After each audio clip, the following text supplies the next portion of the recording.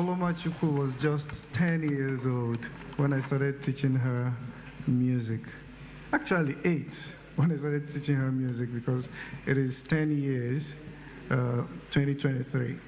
So and I've been training her and her siblings and other children in Oka in the Ichoku Academy.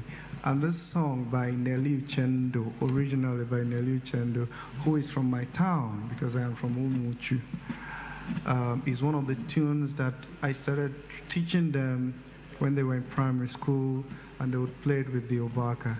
And I'm happy that today she's sitting with me on the set and she's performing live.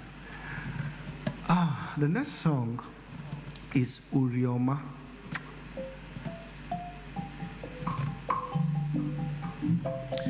One day in Igbo culture, like we delivered in the very first music, Onyebo Nwannem, is not just the person from your mother.